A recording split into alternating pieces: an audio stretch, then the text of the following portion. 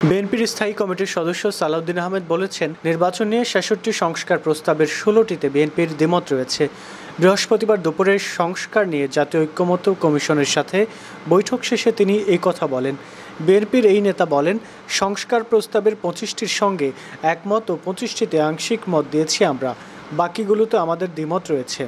এর আগে সকাল 11:15টার দিকে বিএনপির ৫ সদস্যের প্রতিনিধি দল এই বৈঠকে অংশ নেন।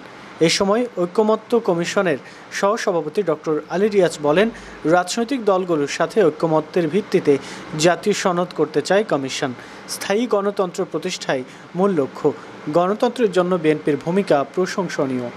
পরে বিএনপির স্থায়ী কমিটির সদস্য নজরুল ইসলাম খান বলেন, সংস্কার একটি চলমান প্রক্রিয়া, এটি সময়ের সাথে সাথে পরিবর্তিত হয়।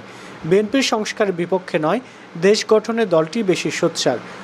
ঐক্যমত্য না হলেও ৩১ দফায় বিএনপির সনদ, এর উপর ভিত্তি করেই সামনে এগিয়ে যেতে হবে বলে জানান নজরুল ইসলাম খান। গত ২৩ মার্চ জাতীয় ঐক্যমত্য কমিশনের কাছে লিখিতভাবে মতামত জমা দেয় বিএনপি।